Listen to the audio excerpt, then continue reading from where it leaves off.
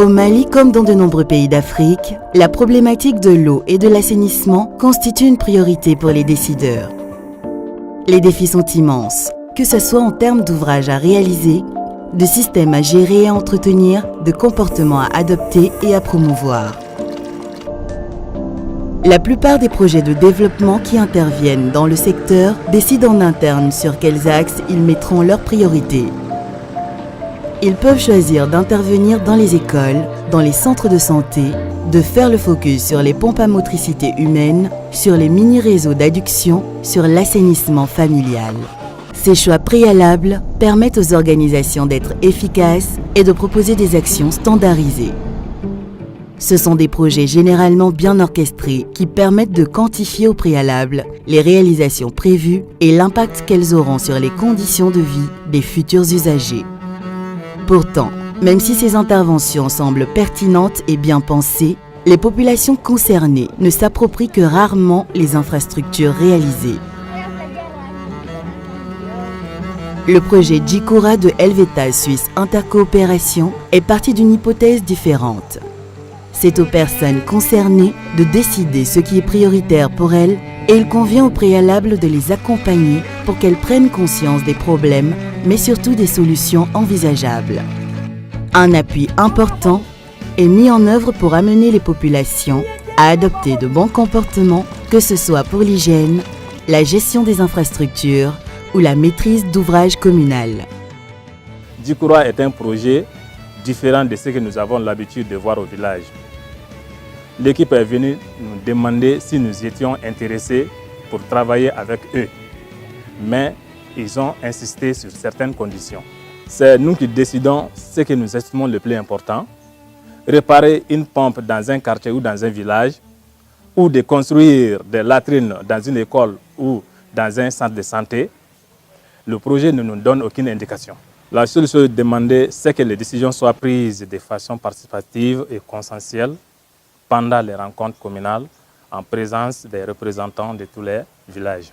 Ils nous aident à réaliser un état des lieux dans chaque village et ensuite à monter un plan d'action qui s'appuie sur les priorités constatées. 3 réunions du comité de pilotage par an contribuent à la mise en œuvre du projet. La première en octobre permet la répartition de l'enveloppe budgétaire.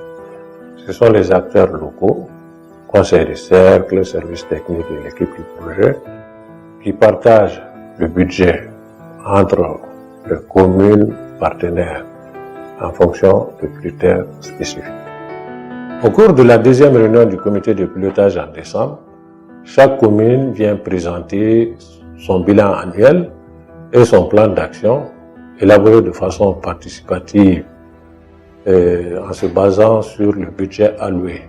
Comme les montants sont généralement modestes, de l'ordre de 15 millions de francs CFA par commune, les villages bénéficiaires doivent s'engager à contribuer à la réalisation des travaux en cash ou parfois en nature. En juillet, une troisième réunion du comité de pilotage permet de faire le point de l'avancement des activités, de gérer les reliquats et les éventuelles difficultés rencontrées qui pourraient nécessiter des réallocations de budget. Djikoura appuie l'équipe communale pour élaborer les marchés, mais c'est la mairie qui réalise les dépouillements et qui signe les contrats. L'équipe communale rend également des comptes aux villageois qui veulent savoir combien ont coûté les travaux. Un conseiller de l'équipe Djikoura est présent au niveau de chaque commune partenaire. Il accompagne à la fois l'équipe communale, mais également les populations en mettant en œuvre des activités d'animation et de sensibilisation. J'accompagne la commune rurale de Faradjélé dans le cadre du projet Djikoura. Je réside dans le chef-lieu de commune qui est Faradjélé. Tout le monde me connaît. Pour encourager les ménages à adopter de bonnes pratiques d'hygiène, je commence par moi-même à utiliser, à adopter, sinon à mettre en œuvre ces pratiques. Je ne donne pas de leçons, je ne joue pas au chef. J'explique tout simplement avec les mots quelle est l'importance, sinon pourquoi utiliser les latrines plutôt que d'aller déféquer au dehors. Quelle est la nécessité de laver les mains au savon avant de manger ou de couvrir les nourritures pour éviter tout contact avec les mouches. Djikoura n'est pas un projet qui s'incruste. L'appui dure 4 ans, pendant lesquels le projet cofinance des infrastructures. C'est l'étape de réalisation. L'étape suivante, la consolidation, dure également 4 ans. Pendant cette étape, le projet n'assure plus qu'un appui conseil dégressif. Mais des relais sont formés et remplacent progressivement les conseillers au niveau du village. Djikoura implique les services techniques et dès la phase de présélection des communes, ils sont sollicités pour des données statistiques. Ensuite, lors du comité de pilotage, ils participent à la validation des actions proposées par les communes. C'est un projet transparent. Toutes les décisions sont prises par les acteurs concernés. Mais en même temps, la bonne gouvernance est obligatoire.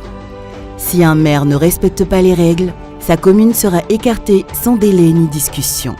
Projet Djikoura ka lasigiden n'a bɛ fɔ o ma conseil nana sɛgɛsɛgɛli dɔ kɛ an ka gaw la ka ɲininkali sɛmɛ an na ka se k'an ka gɛlɛyaw dɔn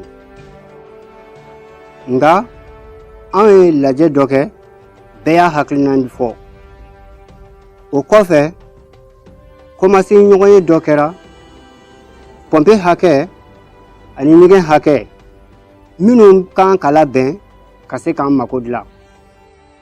An y'an ɲɛmada an ka gɛlɛyaw fɛ jiko sira kan an ye laɲini kɛ projet Djikoura fɛ a k'an dɛmɛ k'an ka pɔnpe labɛn a n'o ɲɔgɔnna wɛrɛw an ye jateminɛ kɛ an ka seko la wariko sira fɛ k'an ka projet lafasa an ni mairie ka ɲɔgɔn ye ba dɔ senfɛ. Djikoura appuie les communautés pour qu'elles prennent en charge la gestion de leurs points d'eau. Le projet facilite les échanges d'informations et les usagers décident en connaissance de cause du mode de gestion qui correspond à leurs possibilités. Le projet Djikoura est un projet qui permet aux acteurs de choisir ce qui leur convient. C'est un apprentissage démocratique qui permet aux acteurs de redécouvrir leurs droits mais aussi leurs devoirs. Le projet Djikoura est différent des autres projets par son approche qui est originale et participative. Au cours des comités de pilotage, les maires présentent leur bilan technique et financier pour l'appréciation, les critiques et les suggestions. C'est ça qui fait la force de ce projet. Le devoir des rencontres aux communautés assure la transparence et renforce la confiance entre les acteurs.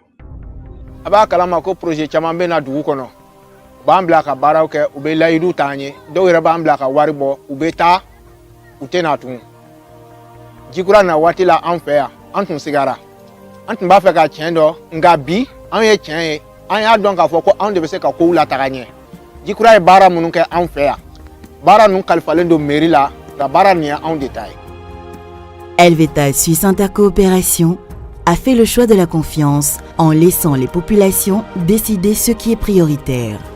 Les défis sont immenses et multiples, mais cette approche responsabilise les acteurs et leur donne envie de s'investir pour améliorer leurs conditions de vie.